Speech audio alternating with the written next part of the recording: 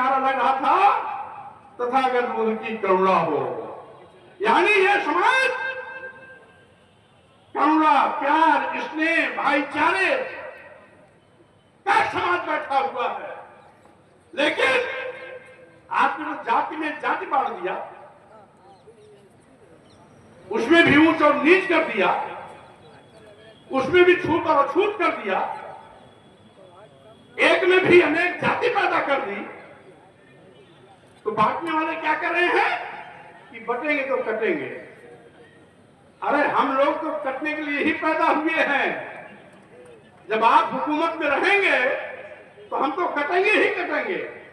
यही हो रहा है। अभी कल झांसी में एक दलित अपने घर का काम कर रहा था, दबंगों ने उसे काम पर बुलाया, नहीं गया तो पहले तो उसको पेड़ पे लटकाया उल्टा, उसके बाद बाल बनाया, बाल बनाने के बाद पूरे गांव में घुमाया। दलित है इसीलिए ना, पता नहीं क्या। इसके पहले ललितपुर में एक कुर्मी समाज के घर में नौजवान को मारे पीटे, घर का सामान लूटे, और उससे भी उनका मन नहीं भरा हुआ तो जाते वक्त उसको तेल डाल करके जलाने का प्रयास किया। क्योंकि मौके पर तत्काल पुलिस पहुंच गई, अस्पताल ले गई, किसी उसको जान बच गया। महोबा में एक चौरसिया समाज के 24 साल के लड़के को लोगों ने पीट पीट करके मार डाला। हमीरपुर में एक प्रजापति समाज के 28 साल के लड़के को दबंगों ने पीट पीट के मार डाला।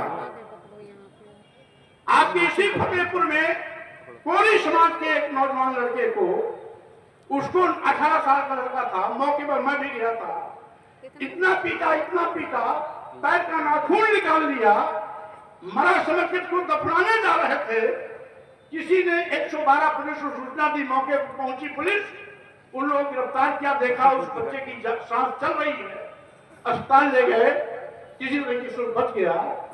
स्थानीय पुलिस को बचाना चाहती थी, क्योंकि मौके पर मेरा जाने का कार्यक्रम बन गया, एसपी को मैंने टाइप किया, उससे 308 की मुकदमा धारा बढ़ी और मेरे जाने के पहले से गिरफ्तार किया गया। इसी मिर्जापुर में पहले एक मौर्य समाज के नौजवान लड़के को, जो छात्र संघ का महामंत्री भी था, उस पर गाड़ी चढ़ा करके लोगों ने कुचल के मार डाला। एक्सीडेंट दिखाना चाहते थे, लोगों आक्रोशित होकर सड़क पे आ गए, पकड़े गए, वो निकले भाजपा के पदाधिकारी लोग, आज भी जेल में। अभी 10 दिन पहले 14 साल के दलित समाज के लड़के को गलासे से काट करके मार डाला।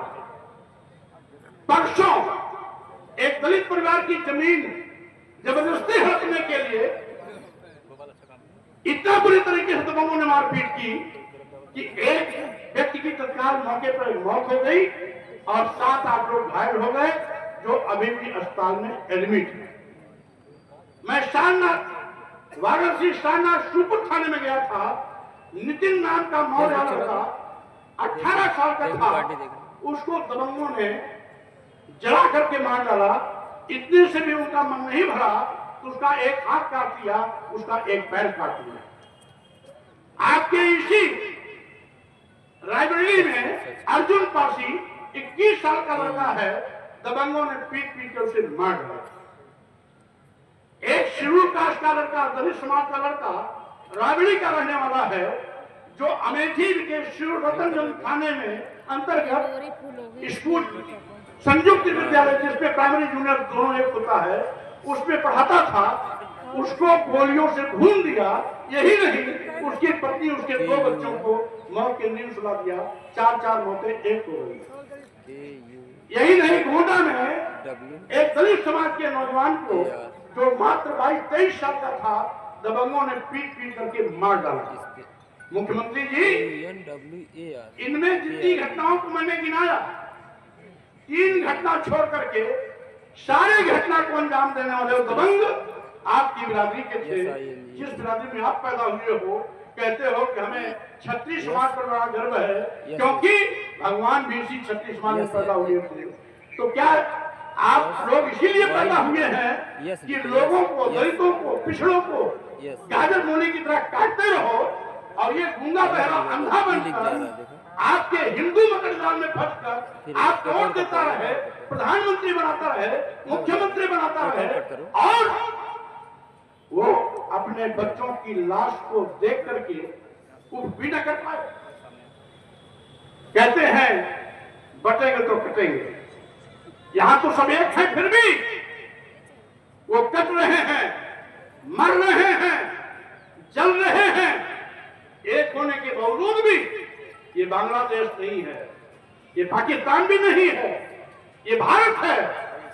जिस भारत के प्रधानमंत्री अमेरिका जाते हैं, जब वहां पर आतंकवाद के खिलाफ लड़ाई लड़ने की बात होती है, तो प्रधानमंत्री जी कहते हैं हम बुद्ध के देश भारत से आए हैं, इसलिए जहां बुद्ध है वहां युद्ध नहीं।